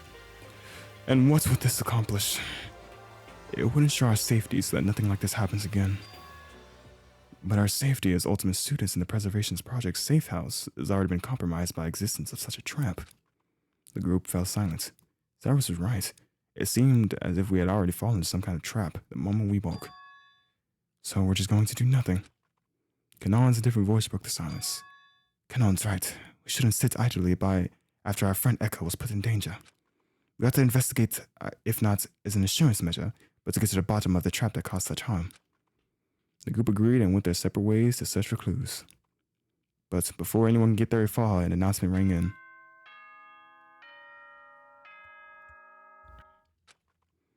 It is now 9 p.m. Nighttime will begin at 10 p.m. Facilities will be closed until 7 a.m. the next morning. Even the darkest nights will end and the sun will rise. Why would you say something like that? It seems like we'll just have to suspend the investigation until tomorrow. There's no use in wandering about aimlessly in the dark. I suggest you all rest up. I realize the situation is dire, but please do your best to save your energy for tomorrow. Sounds like a plan. We shall meet here tomorrow. Like the French accent. We shall meet here tomorrow morning for breakfast and discussion. Eesh, some first day, huh? One by one, everyone filtered out the dining hall. Low concerned murmurs filling the corridors. As she stopped me in the dining hall as the last few left. Look, Echo. I'm sorry if you felt hurt that I didn't tell you about my talent. How did you know? I'm your best friend, aren't I? I can tell when you're distraught. It was after that special welcome announcement I noticed you were off. It must have been difficult, feeling like you don't belong. I admit, it's been awfully overwhelming. I never meant to keep it from you. It's just, I feel like being involved with me could only ever cause you trouble. You just telling me you have people after you? Not the horse racing aspect, but the ultimate student status aspect. To get tied up with such intense people could only amount to ultimate levels of trouble. Did you really unironically just say that? Ultimate levels of trouble? Fair enough. Ash, you know I'm your friend, through and through. I don't think being friends with Ashley Westbridge Horse Girl is any trouble at all. Ashley giggled. I love you, Echo. You really are a good friend. Like a brother to me. Of course, I love you too. There you go. Oh. Everyone's here so nice. Like, I don't imagine anything bad happened. Everyone here is so welcoming and nice. It's really positive. We made our way back to the living quarters hall and said our goodnights. Before entering my room, I saw Art and Lyle lingering in the halls. Hey, you two, something wrong? Nope. In fact, we're having a strategy meeting. Strategy meeting? Art asked me if perhaps being locked in a mansion situation is a big puzzle. Think about it. Escape rooms exist, so maybe this mansion is just one giant escape room. I admit, it's not impossible, and it does sound interesting. Right? So, what do you think? I'm not sure yet. I have a feeling it's some kind of convoluted ARG scheme. ARG? Alternate reality game. It's a type of game that is interacted with through different media experiences, rather than be online or in real life. Tasks range from decrypting audio logs on a website to doing something odd, like cleaning up local cemeteries. I see. Given those examples, it's plausible that diffused and electrocuting door could be added to the list of tasks, right? Well, they're typically employed to the public to boost attention for a product. What the product is in our scenario, I'm not certain. And if this is an ARG, there must be a puppet master that's setting these things up, much like an escape room's game master. An escape room and ARG sound pretty similar in terms of involvement and puzzle solving. I suppose they're not entirely different entities. Wow, you gotta think it out already. Puzzles are my strong suit. I said goodnight and left Art and Lyle to conclude their strategy meeting as I returned to my personal room. Off to bed for the night. Bro, please go to sleep thinking like how much people care about you, and don't go to sleep feeling like you're useless again. Come on now, lock in. I felt the mental and physical exhaustion hit me all at once as I let myself collapse into the bed. To think I'd be stuck in a luxurious mansion with super. Of course, you're going right back to it. Art, come on. Echo, come on. I love you, bro. Stop. Think I'd be stuck in a luxurious mansion with super talented students. My life before this moment had hardly been as eventful as this single day. I lived a rather average life with as little trouble one could hope for. It was almost utopian in a sense. I never thought it boring or repetitive. It was like my mundane life caused me to be a little more worrisome than any other person, likely as a will to keep everything the same going forward. However, this strange situation threw me in a state of disarray. I was wholly out of my element. Above all, I couldn't help but feel guilty for making Ashley worry. Whatever it is I found myself in, I clearly didn't have a place. You do have a place here. You are loved. I sighed heavily. I should get some proper rest. The room was mysteriously fixed with a few sets of my clothing in the closet of the personal bathroom, left my body relaxed under the repetitious rhythm of a warm shower. I bet all the clothes in the freaking closet is like all the same exact outfits, huh? That's so cool. Crawling under the weighty covers, I turned down the lights and let my eyes slowly drift close. Take me, sun man. Or moon man? It's something we happy for you. It's a line where you go to sleep. Anyway, tomorrow, what were we going to discover? Yep, there's the moon. The moon man. What's in the middle? Oh, nice. So that hour was just a prologue. Holy, that was a long prologue. It was a freaking great one. Love how they introduced all the characters, but it was a long one. I opened my eyes at the sound of the alarm. In my personal room, I sat up from my bed and took in the surroundings. So, the events of yesterday weren't part of some kind of strange dream. My personal room that I initially thought was luxurious and comfortable now felt oppressive. It wasn't mine.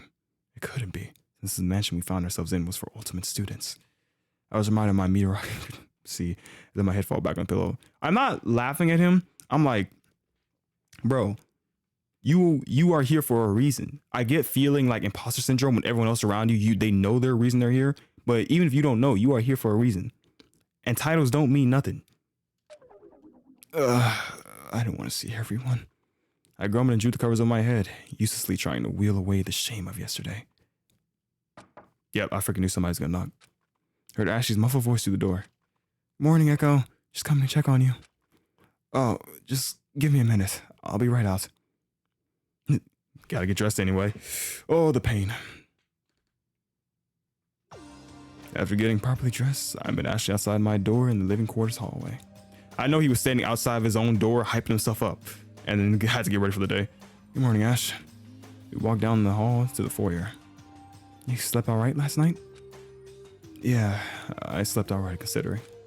Hope you're not feeling too down about this whole situation. I still come to terms with it, but I'm feeling a little better after getting rest. And besides, everyone has been really nice. Exactly, look at the positive. Nobody is using their title to be above you, bro. That's good to hear. You've always been good at bouncing back. Like you're here for a reason. Love yourself now. In the foyer, we were met with 2 other students loitering outside the dining hall. Sorry, I'm not a morning person. Yeah, everyone's waking up pretty early. It's probably like, what, 7 or 8 o'clock? 7 is when everything opens up.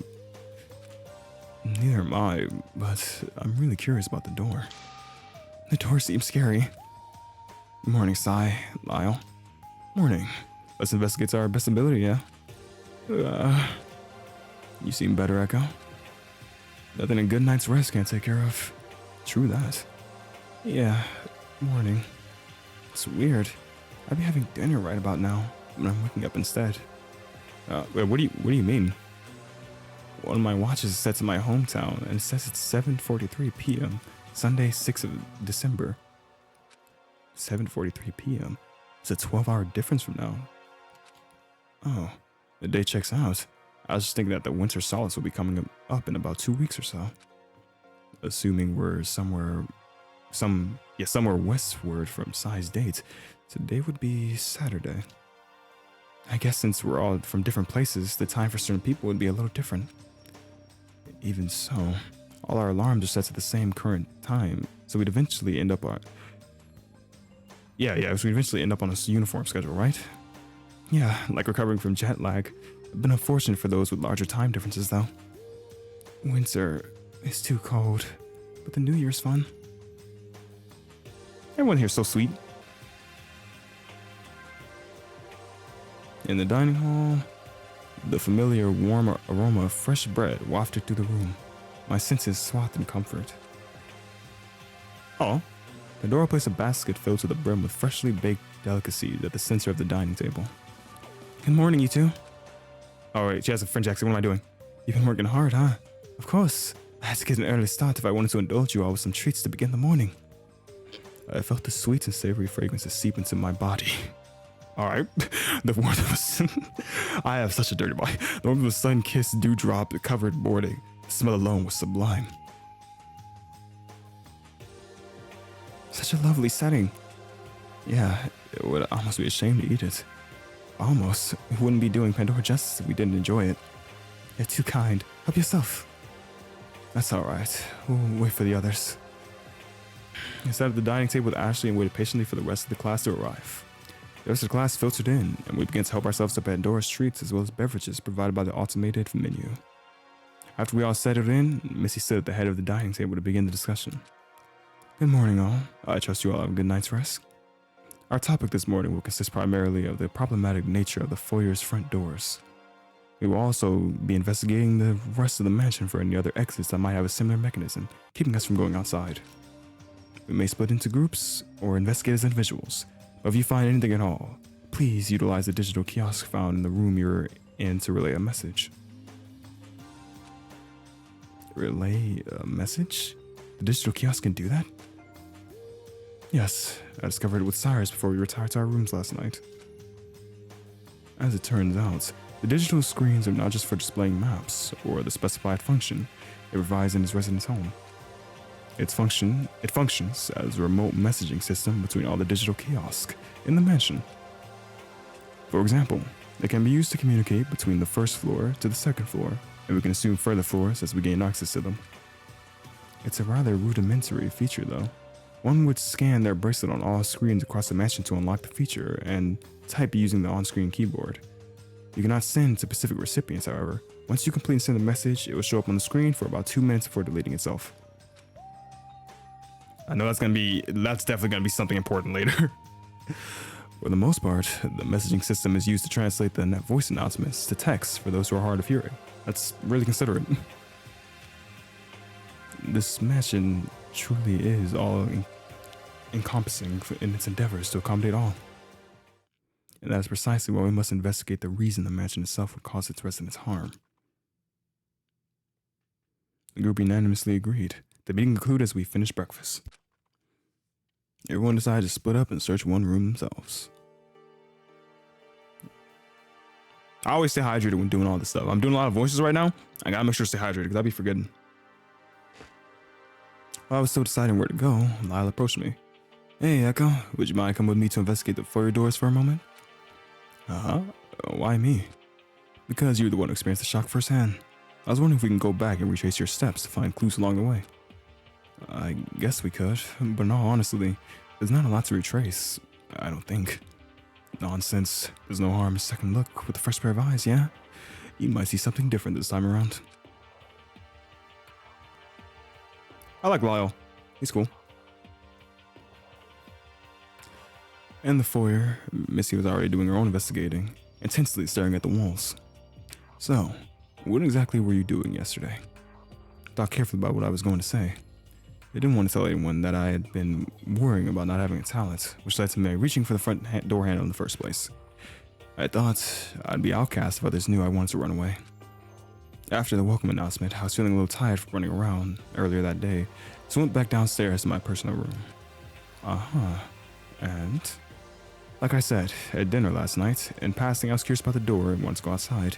That's so absurd a reason to reach the front door. Whoa, no need to get defensive. I was just wondering if you saw anything suspicious along the way. Suspicious.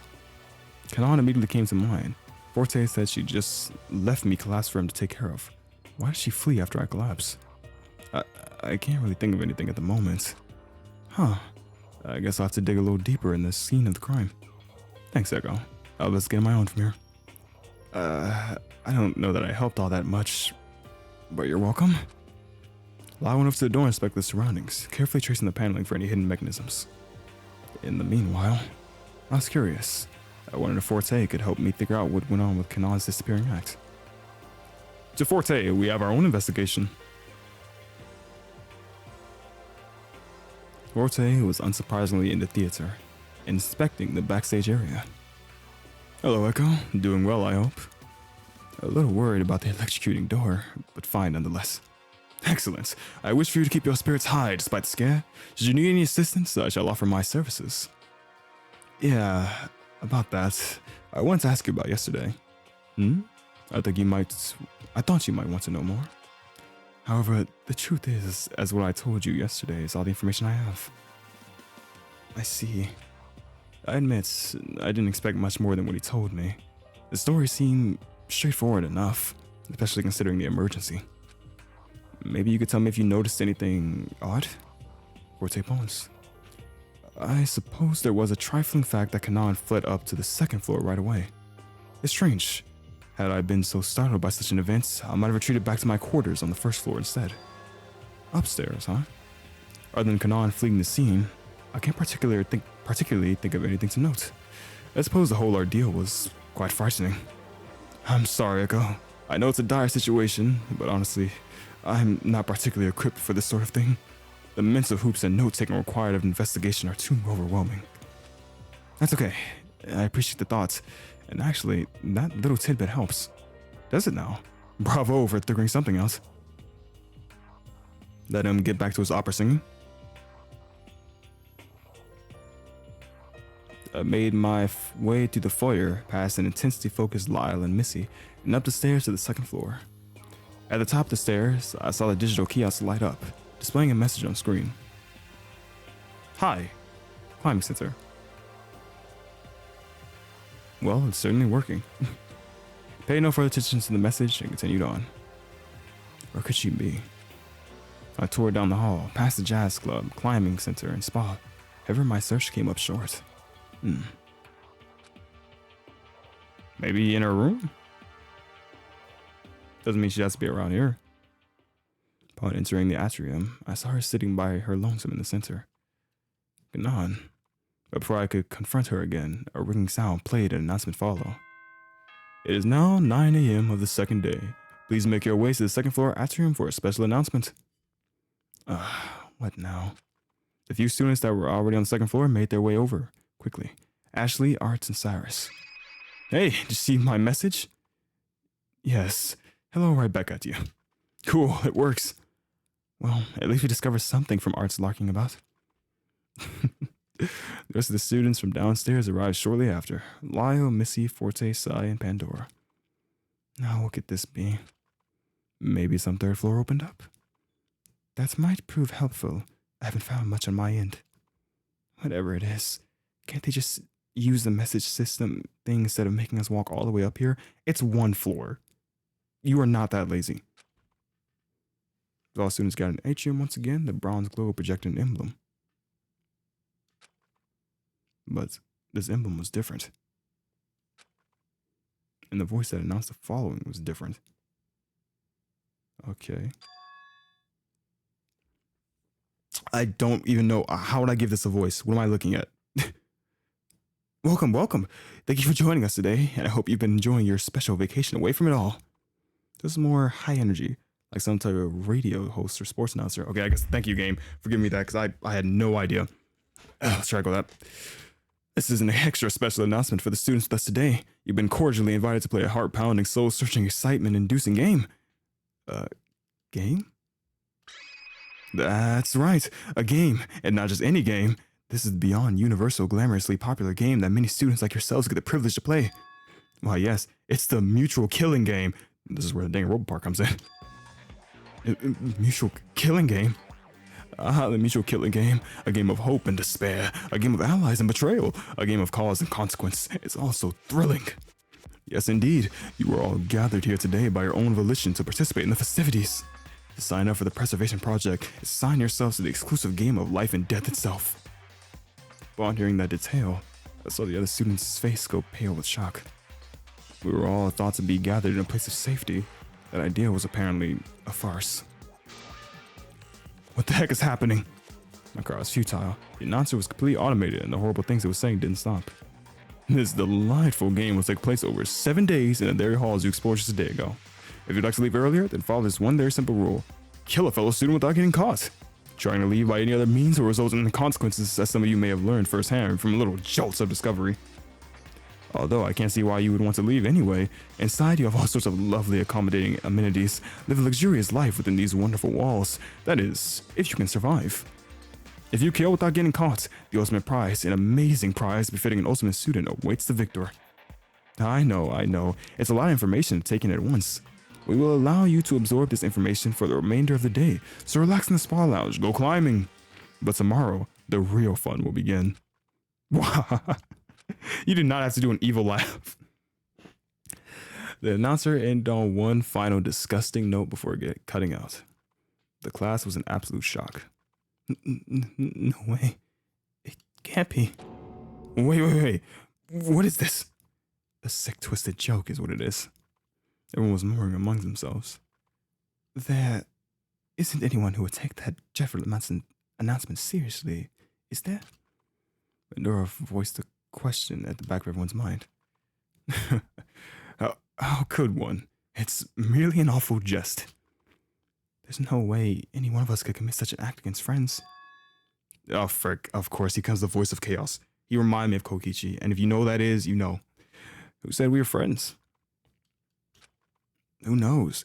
Maybe one of you is the puppet master. Look at him just, like, now everyone's gonna have that suspicion. Automatically, everyone's getting screwed over. Maybe one of you is the puppet master running this shtick. This is turning out to be more interesting than that diffuse and electrocuting door puzzle.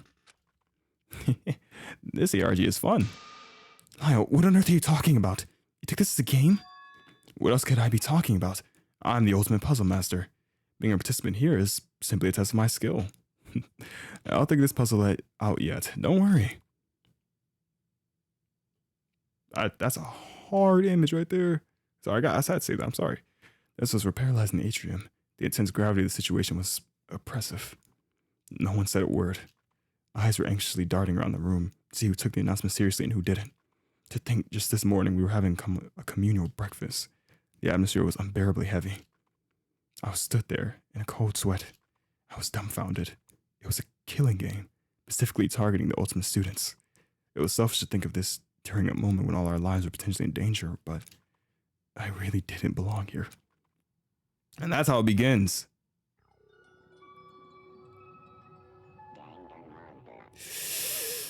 Ooh. Now it probably made more sense what I was saying at the beginning to you. Mithriate. Holy frick, you get an anime intro? Let's sit back and relax for this one.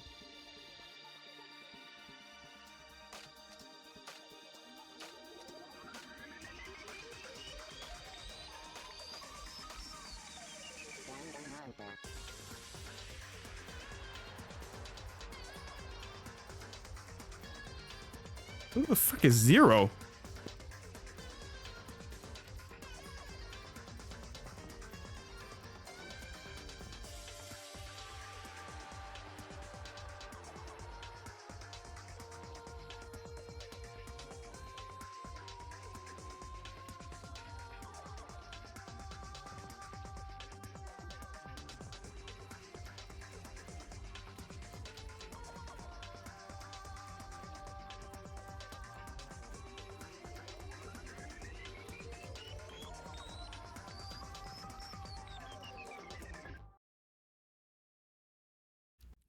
Dang, that was hard.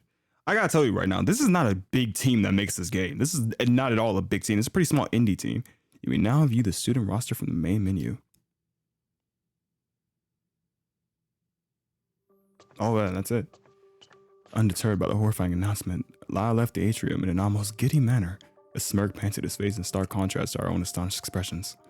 So, we're stuck in this weird, luxurious mansion for 7 days, huh? What's 7 days, anyway? It shouldn't be too hard to not kill anyone during that time, right? We've made it this far. I chuckled nervously, but the fact such an inexplicable requirement like that existed in the first place was difficult to come to terms with. One very simple rule: kill a fellow student without getting caught. What kind of awful rule was that? Please, don't joke about the matter. Don't lose your head so hastily. I noticed the announcement rules didn't outright state that we necessarily needed to kill anyone to begin with. Perhaps Lyle is onto something regarding the ARG angle. Besides, the risk isn't nearly pressing enough to encourage such drastic action. Despite the loophole Missy mentioned, the pressure of a killing game being presented loomed over us, crushing whatever sense of comfort we initially had. There's no use for us to be glaring at each other in silence. We have to continue the mansion investigation. I think the best thing to do here is to all just talk. Like, I feel like we're all in this room right now. Missy had a good point that I never said we had to kill. Art had a good point by saying it's only 7 days. Let's just talk and be like, you know what? Let's be real. We can all vouch for each other right now and say we're not going to kill each other. Like get suspicion out of the room. Suspicion is still going to be in the room, or suspicion is still going to be a thing by the time everyone leaves. But when they get suspicious, like, what if this person tries to do something? They're like, no, we all had a little talk at the end of the announcement that we all kind of trust each other, that we wouldn't try to hurt each other. Like, bro, communicate. I feel like that'd be the best thing in the scenario. Instead of just continuing the investigation while somebody's investigating, they're over here suspecting people to murder them. And she just walked away. Okay. No one thinks about these fully. Just come on, let's just talk as a team here. We're all in this together. Missy shook off the terrible feeling, went on her way to search once more. Investigate? How could she ask such a thing after something so scary just happened? Being able to stay composed at a time like this.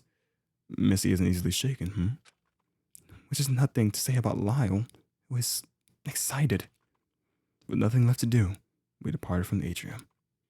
But the voice continued to haunt me as I left the room behind. I'm not doing that laugh again. That awful cackle rang in my ears, filling me with dread. From leaving the atrium, the others dissolved into their own disoriented thoughts. Within the foyer door, bearing any chance of exit, all we could do was wait. Wait. All we could do was wait for tomorrow. Wherein tomorrow, the real fun will begin. This so-called game with an odd emphasis on ultimate students. What horrible thing could possibly be in store for us? I felt like I was being suffocated by the decorated walls and furniture, the decorated students, their achievements. What had I gotten myself into? I followed close to Ashley as we drifted away from the atrium, dragging my feet through the hallways. Echo, are you okay? I don't know. Some announcement, huh? Yeah. I'm still reeling from being surrounded by students with super talents. Right. But honestly, I'm just really worried about you. Me? Yeah, that whole killing game seems to center around the ultimate talent and stuff, so I hope you're not dragged into it. Echo, you don't need to worry about me.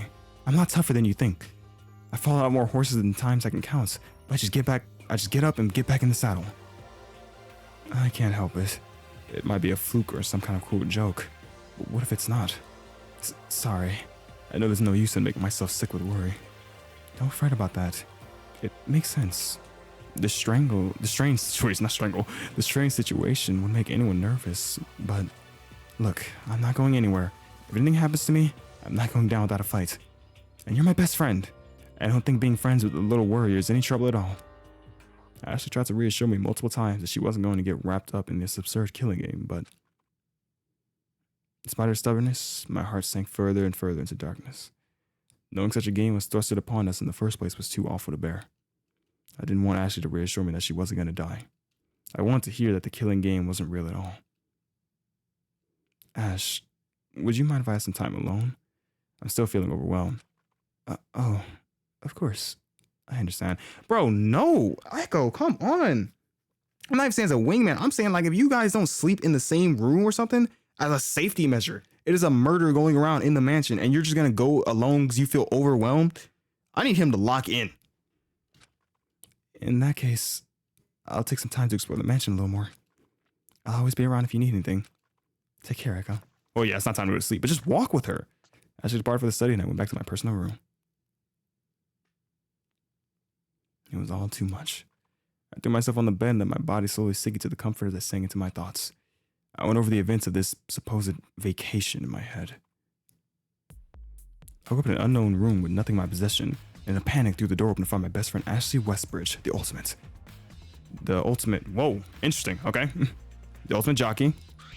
That's right. She's the ultimate jockey. Supposedly won 84% of her races, whatever that meant. Regardless, she neglected to tell me, oh, the average win weight is 44%, and she won 84%, or 88%, whichever one. Dang, she's good. Anyway, regardless, she neglected to tell me such a thing during our friendship. I asked her team to explore what we discovered to be a mansion. After meeting a handful of students, we discovered 9 out of 10 of them had something called ultimate talent. There's someone who doesn't have one. Echo Pine. That's right. Within our group, I discovered I was the only one without some sort of ultimate talent. I wanted to speculate that perhaps I had no memory of such a thing, but in all honesty, I wasn't even able to list any interesting memories pertaining to an ultimate talent. I was in a state of disarray. After being overwhelmed by the immense talent everyone encompassed, I felt an urge to escape. I ran to the foyer's main doors and was pummeled, shown the right way out. Yeah, I remember I ran to the foyer door and someone held the door open for me and gave me a car. No, electrocuted. That's right. Upon grabbing the door handle, a shock was sent through me, causing me to pass out. I lost consciousness and woke up sometime later in Forte's room. After the shock, the rest of the students became concerned. Our group split up the next morning and searched the match for any signs of a trap. In the middle of the search, we were summoned to the second floor atrium. There, we heard some horrific news. We're part of a killing gang. We're not real. Well, we're part of a killing gang. That's right. A strange announcement informed us that we were to be trapped here for 7 days, and the means of escape was to kill someone. Not to mention that the real fun would begin tomorrow. It was also so strange, almost unreal. No, I just wished it were unreal. I just wanted to go back home. I wanted to go back to the comfort of complacency and knowing my place. It's not real. It's not real. It's not real. Before I knew it, I had fallen asleep, lost in my thoughts. Chapter 1. And that is where we're going to stop right there.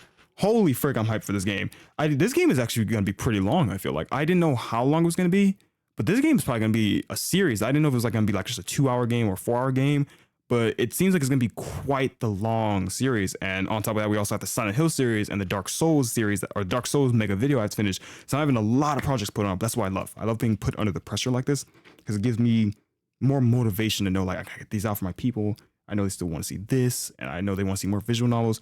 Because a lot of people, I want to try this game out for one, because it just caught my radar. It just looked really interesting. I saw it a while ago, and I just never got around to it. But also people said they want to see a lot of visual novels. They thought my voice was pretty like decent for voice acting, which I'm in no way or shape or form a voice actor or even close to being that level of skill. I mean, you can always tell it's like my voice. But I try to get better just so you guys can enjoy more variety of voices, because it's fun to do that type of stuff, and I practice sometimes. So yeah, no, I'm really hyped for this game though. I just want to say that right now. I'm not going to talk about it too much because I don't want to yap your ear off on the first episode of it. I'm really hyped for this game, and I hope you guys are really hyped for it as well. I don't know how long it's going to take, but let's just hope that we're going to be in this ride together for the whole thing. Anyway though, thank you all so much for watching. I sincerely appreciate you all, and farewell for now.